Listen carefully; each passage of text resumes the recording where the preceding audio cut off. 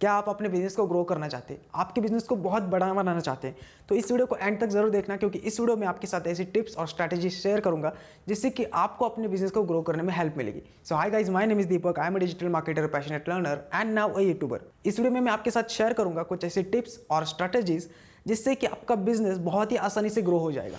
सबसे पहली टिप या फिर स्ट्रैटेजी जो है वो है नो योर कस्टमर्स। आपको अपने कस्टमर को समझना है। देखो, लाइफ में आपने बहुत बार सुना होगा कि अगर आपको खुद को ग्रो करना है तो आपको खुद को समझना पड़ता है। बिल्कुल वैसे ही अगर आपको बिजनेस को ग्रो करना है, आपको बिजनेस को आपको बेटर बनाना है, तो उसके लिए आपको अपने कस्टमर को समझना पड़ेगा, क्योंकि आपका कस्टमर ही आपका बिजनेस है। तो कस्टमर को समझने का मतलब क्या है? कस्टमर को समझने का मतलब है उनकी डेमोग्राफिक्स, उनकी जियोग्राफिक्स को समझना, यानी कि एज, जेंडर, इनकम क्या है, उनकी मैरिटल स्टेटस क्या है, वो कहाँ से बिलोंग करते हैं। बेसिकली अगर देखा जाए तो आपकी टारगेट ऑडियंस को समझना।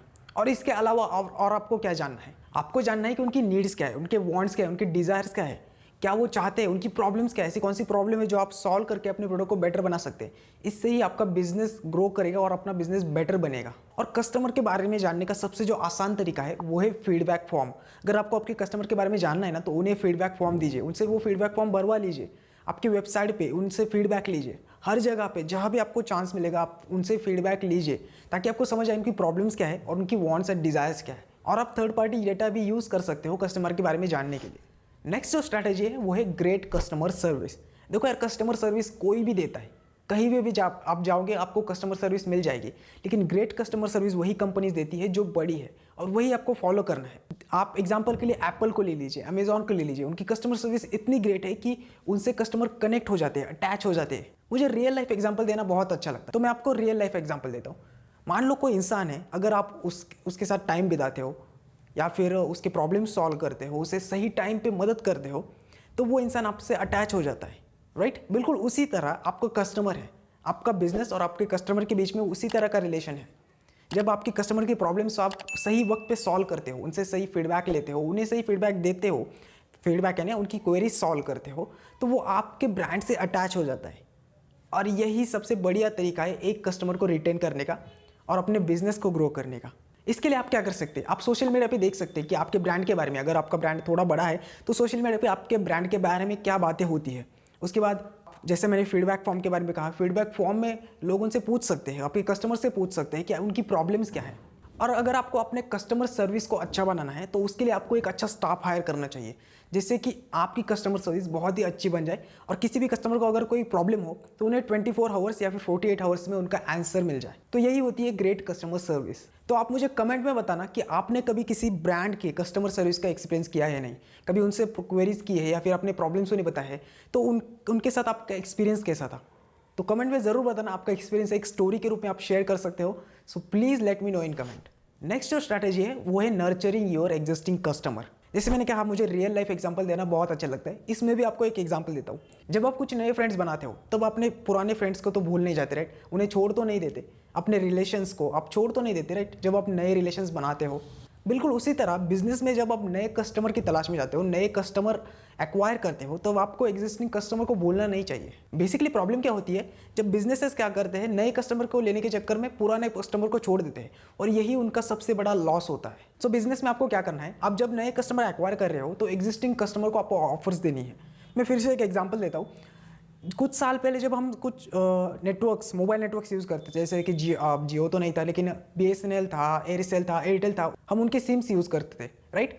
बट जब हम बहुत वक्त तक रिचार्ज नहीं करवाते थे तो उनके पास से हमें एक ऑफर आता था, बैलेंस का ऑफर। कम पैसों में बहुत ज़्यादा बैलेंस मिलता था, हमें बहुत ज़्यादा डेटा मिल जाता था। वो ऐसा क्यों करते थे? क्योंकि वो चाहते थे हम उनसे जुड़े रहे।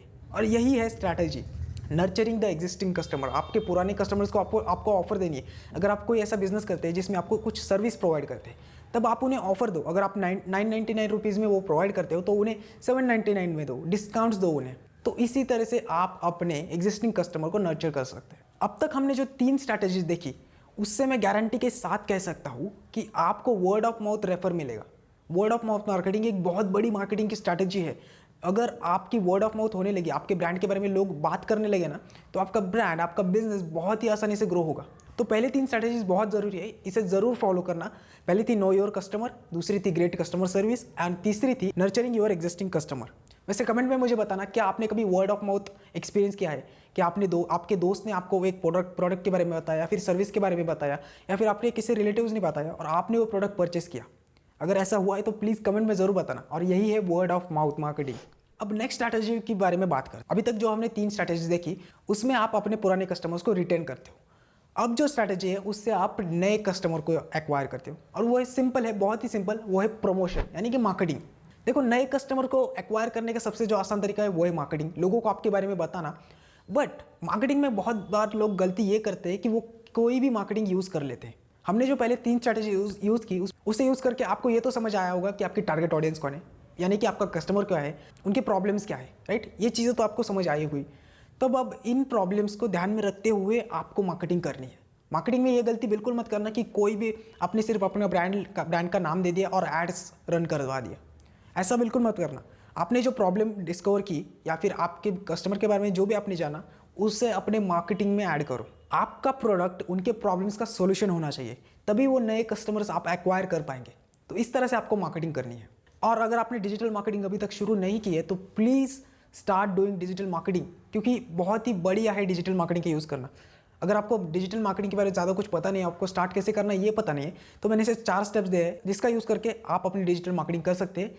लिंक डिस्क्रिप्शन या फिर आई बटन में आपको मिल जाएगा। सो अगर आपको इस वीडियो से कुछ सीखने को मिला तो प्लीज़ लाइक द वीडियो, और इस वीडियो को शेयर करना अपने फ्रेंड्स के साथ, अपने रिलेटिव्स के साथ, जहाँ शेयर कर सकते हो please share the video. And thanks for watching.